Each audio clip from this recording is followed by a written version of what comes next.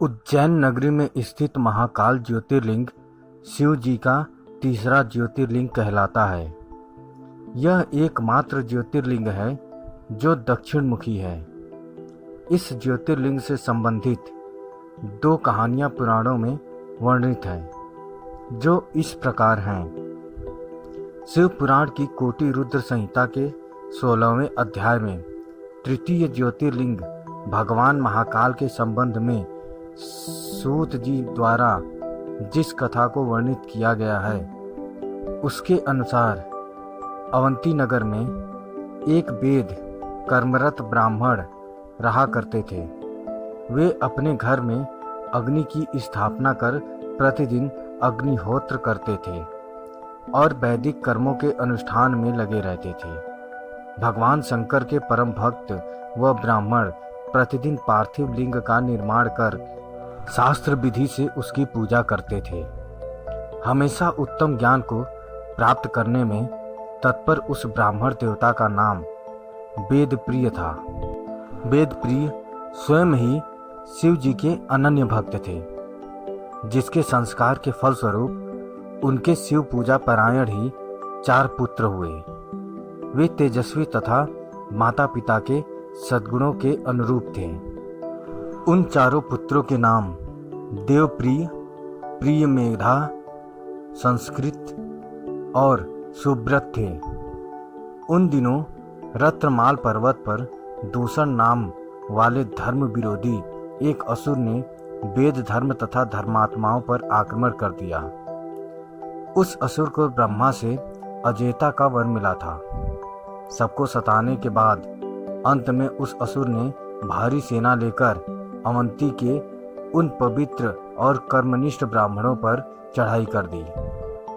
उस असुर की आज्ञा से 4 भयानक दैत्य चारों दिशाओं में प्रलय काल की आग के समान प्रकट हो गए।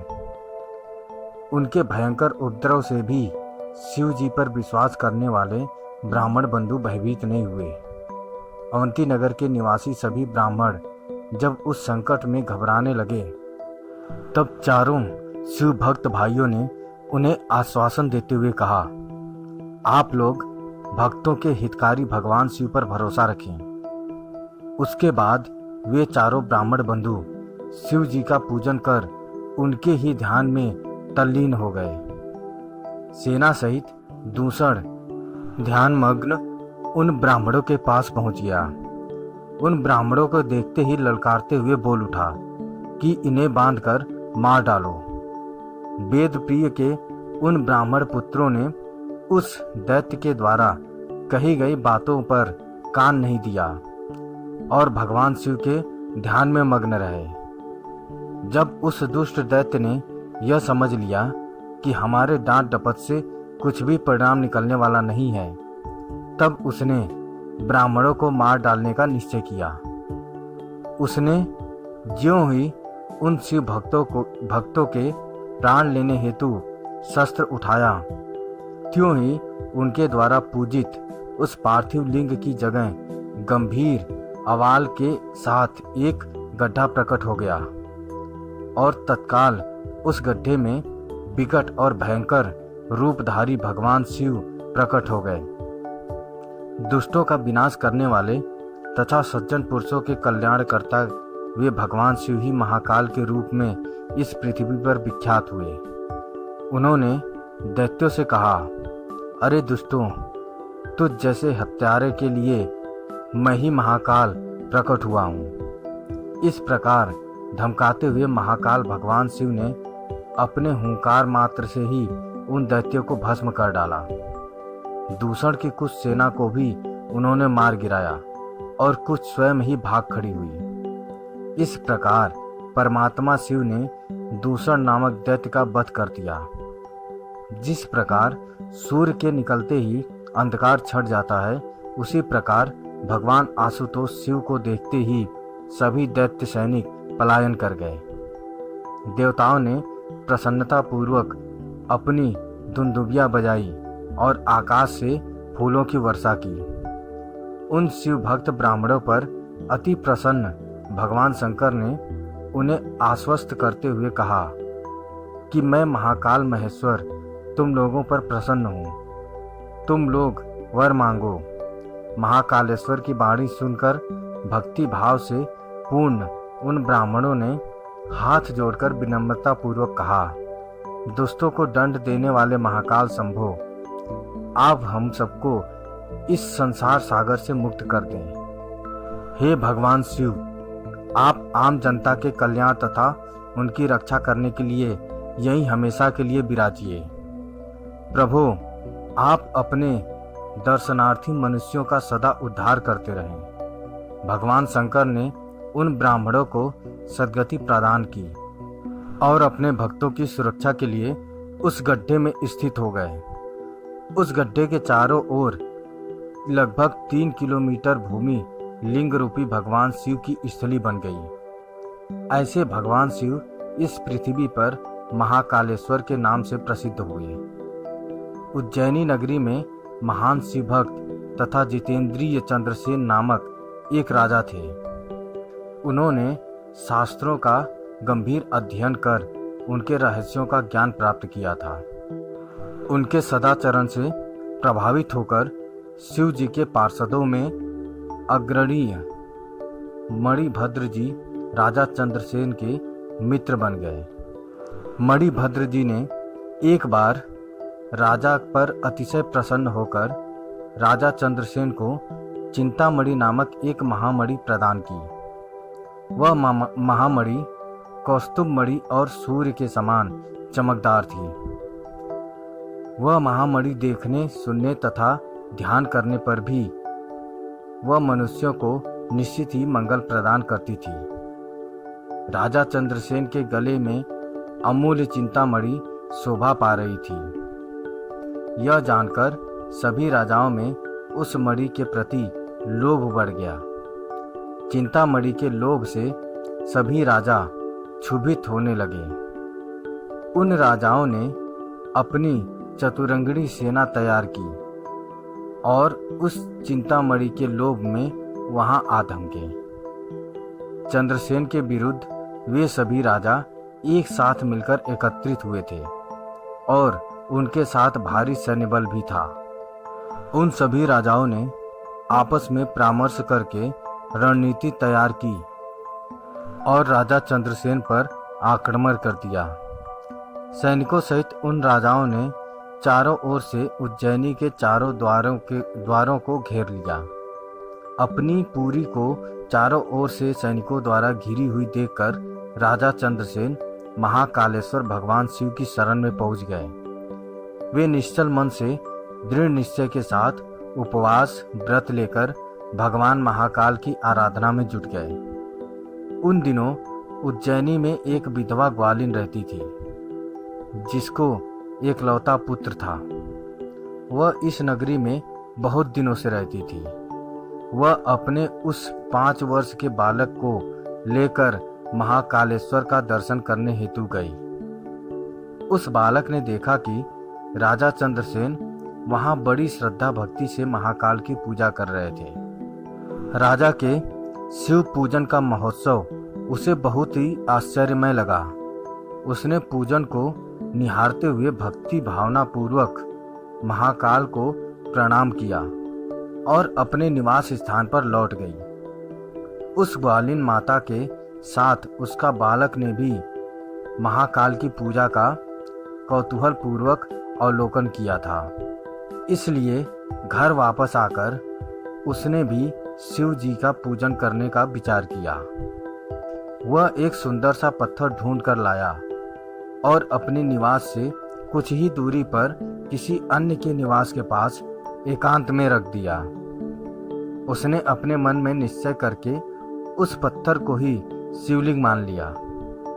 वह शुद्ध मन से भक्ति भाव पूर्वक मानसिक रूप से गंध, धूप, दीप, नैवेद्य और अलंकार आदि जुटाकर उनसे उस शिवलिंग की पूजा की। वह सुंदर सुंदर पत्तों तथा फूलों को बार बार पूजन के बाद उस बालक ने बार बार भगवान के चरणों में मस्तक लगाया। बालक का चित्त भगवान के चरणों में आसक्त था और वह विह्वल होकर उनको दंडवत कर रहा था। उसी समय ग्वालिन ने भोजन के लिए अपने पुत्र को प्रेम से बुलाया। उधर उस बालक का मन शिव जी की पूजा में रमा हुआ था। उसके कारण वह बाहर से बेसुध था। माता द्वारा बार बार बुलाने पर भी बालक को भोजन करने की इच्छा नहीं हुई और वह भोजन करने नहीं गया। तब उसकी माँ स्वयं उठकर वहां आ गई। माँ ने देखा कि उसका बालक एक पत्थर के सामने आंखें बंद करके बैठा है।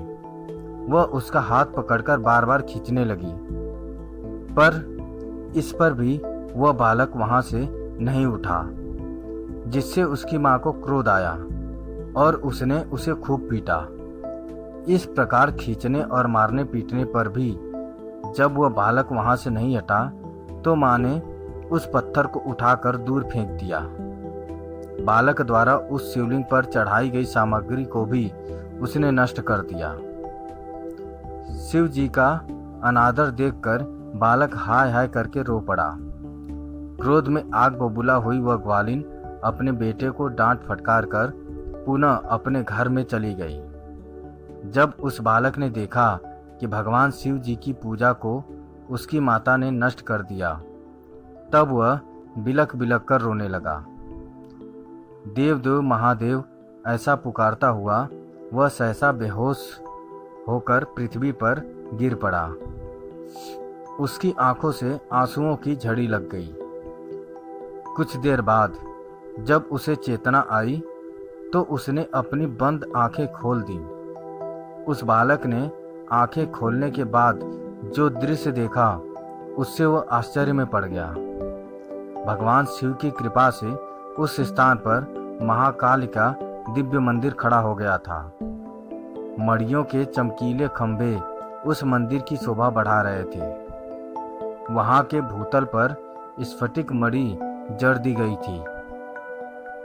तपाए गए दमकते हुए स्वर्ण शिखर उस शिवालय को सुशोभित कर रहे थे। उस मंदिर के विशाल द्वार, मुख्य द्वार तथा उनके कपाट स्वर्ण निर्मित थे। उस मंदिर के सामने नीलमणि तथा हीरे जड़े बहुत से चबूतरे बने हुए थे। उस भव्य शिवालय के भीतर मध्य भाग में करुणावरुणालय भूत भावन भोलानाथ भगवान शिव का रत्नमय लिंग प्रतिष्ठित हुआ था। ग्वालिन के उस बालक ने शिवलिंग को बड़े ध्यानपूर्वक देखा। उसके द्वारा चढ़ाई गई सभी पूजन सामग्री उस शिवलिंग पर सुसज्जित पड़ी हुई थी। उस शिवलिंग को तथा उस पर उसके ही द्वारा चढ़ाई पूजन सामग्री को देखते देखते वह बालक उठ खड़ा हुआ। उसे मन ही मन आश्चर्य तो बहुत हुआ, किंतु वह परमानंद सागर में गोते लगाने लगा। उसके बाद तो उसने शिव जी की ढेर सारी स्तुतियां की और बार बार अपने मस्तक को उनके चरणों में लगाया। उसके बाद जब शाम हो गई तो सूर्यास्त होने पर वह बालक शिवालय से निकलकर बाहर आया और अपने निवास स्थल को देखने लगा। उसका निवास देवताओं के राजा इंद्र के समान शोभा पा रहा था। वहां सब कुछ शीघ्र ही स्वर्णमय हो गया था, जिससे वहां की विचित्र शोभा हो गई थी। परम उज्जवल वैभव से सर्वत्र प्रकाश हो रहा था। वह बालक सब प्रकार से शोभाओं से संपन्न उस घर के भीतर प्रविष्ट हुआ। उसने देखा कि उसकी माता एक मनोहर पलंग पर सो रही थी। उसके अंगों में बहुमूल्य रत्नों के अलंकार शोभा पा रहे थे। आश्चर्य और प्रेम में विह्वल उस बालक ने अपनी माता को बड़े जोर से उठाया। उसकी माता भी भगवान शिव की कृपा प्राप्त कर चुकी थी। जब उस ग्वालिन ने उठकर देखा तो उसे सब कुछ अपूर्व विलक्षण सा देखने को मिला। उसके आनंद का ठिकाना न रहा। उसने भाव विभोर होकर अपने पुत्र को छाती से लगा लिया। अपने बेटे से शिव के कृपा प्रसाद का संपूर्ण वर्णन सुनकर उस ग्वालिन ने राजा चंद्रसेन को सूचित किया। निरंतर भगवान शिव के भजन पूजन में लगे रहने वाले राजा चंद्रसेन अपना नित्य नियम पूरा कर रात्रि के समय पहुँचे। उन्होंने भगवान शंकर को संतुष्ट करने वाले ग्वालिन के पुत्र का वह प्रभाव देखा। उज्जैनी को चारों ओर से घेर कर युद्ध के लिए खड़े उन राजाओं ने भी गुप्तचरों के मुख से प्रातःकाल उस अद्भुत वृतांत को सुना। इस विलक्षण घटना को सुनकर सभी नरेश आश्चर्यचकित हो उठे। उन राजाओं ने आपस में मिलकर पुनः विचार विमर्श किया। परस्पर बातचीत में उन्होंने कहा कि राजा चंद्रसेन महान शिव भक्त हैं, इसलिए इन पर विजय प्राप्त करना अत्यंत कठिन है। ये सभी प्रकार से निर्भय होकर महाकाल की नगरी उज्जैनी का पालन पोषण करते हैं। जब इस नगरी का एक छोटा बालक भी ऐसा शिव भक्त है, तो राजा चंद्रसेन का महान शिव भक्त होना स्वाभाविक ही है। ऐसे राजा के साथ विरोध करने पर निश्चय ही भगवान शिव क्रोधित हो जाएंगे। शिव के क्रोध करने पर तो हम सभी नष्ट ही हो जाएंगे। इसलिए हमें इस नरेश से दुश्मनी न करके मेल मिलाप ही कर लेना चाहिए, जिससे भगवान महेश्वर की कृपा हमें भी प्राप्त होगी। युद्ध के लिए उज्जैनी को घेरे उन राजाओं का मन भगवान शिव के प्रभाव से निर्मल हो गया और शुद्ध हृदय से सभी ने हथियार डाल दिए। उनके मन से राजा चंद्रसेन के प्रति बैर भाव निकल गया और उन्होंने महाकालेश्वर पूजन किया। उसी समय परम तेजस्वी श्री हनुमान वहां प्रकट हो गए। उन्होंने गोप बालक को अपने हृदय से लगाया और राजाओं की ओर देखते हुए कहा, राजाओं, तुम सब लोग तथा अन्य देहधारी गण भी ध्यान पूर्वक हमारी बातें सुने। मैं जो बात कहूँगा उससे तुम सब लोगों का कल्याण होगा। उन्होंने बताया कि शरीरधारियों के लिए भगवान शिव से बढ़कर अन्य कोई गति नहीं है, अर्थात महेश्वर की कृपा प्राप्ति ही मोक्ष का सबसे उत्तम साधन है। यह परम सौभाग्य का विषय है कि इस गोप कुमार ने शिवलिंग का दर्शन किया और उससे प्रेरणा लेकर स्वयं शिव के पूजा में प्रवृत्त हुआ। यह बालक किसी भी प्रकार का लौकिक अथवा वैदिक मंत्र नहीं जानता है, किंतु इसने बिना मंत्र का प्रयोग किए ही अपनी भक्ति निष्ठा के द्वारा भगवान शिव की आराधना की और उन्हें प्राप्त कर लिया। यह बालक अब गोप वंश की कीर्ति को बढ़ाने वाला तथा उत्तम शिव भक्त हो गया है। भगवान शिव की कृपा से यह इस लोक के संपूर्ण भोगों का उपभोग करेगा और अंत में मोक्ष को प्राप्त कर लेगा। इसी बालक के कुल में इससे 8वीं पीढ़ी में महायशस्वी नंद उत्पन्न होंगे और उनके यहाँ ही साक्षात नारायण का प्रादुर्भाव होगा। वे भगवान नारायण ही नंद के पुत्र के रूप में प्रकट होकर श्री कृष्ण के नाम से जगत में विख्यात होंगे।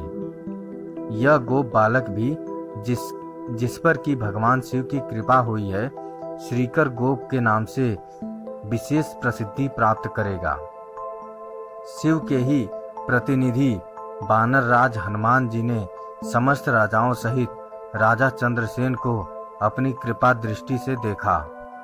उसके बाद अतीव प्रसन्नता के साथ उन्होंने गोप बालक श्रीकर को शिव जी की उपासना के संबंध में बताया। पूजा अर्चना की जो विधि और आचार व्यवहार भगवान शंकर को विशेष प्रिय हैं, उसे भी श्री हनुमान जी ने विस्तार से बताया। अपना कार्य पूरा करने के बाद वे समस्त भूपालों तथा राजा चंद्रसेन से और गोप बालक श्रीकर से विदा लेकर वहीं पर तत्काल अंतर्ध्यान हो गए। राजा चंद्रसेन की आज्ञा प्राप्त कर सभी नरेश भी अपनी राजधानियों को वापस हो गए। कहा जाता है कि भगवान महाकाल तभी से उज्जैनी में स्वयं विराजमान है। हमारे प्राचीन ग्रंथों में महाकाल की असीम महिमा का वर्णन मिलता है। महाकाल साक्षात राजाधिराज देवता माने गए हैं। दोस्तों, भगवान शंकर के महाकालेश्वर ज्योतिर्लिंग की यह कहानी आपको कैसी लगी, हमें कमेंट करके ज़रूर बताएं। अगर अच्छी लगी तो शेयर करें, सब्सक्राइब करें और लाइक करें। धन्यवाद।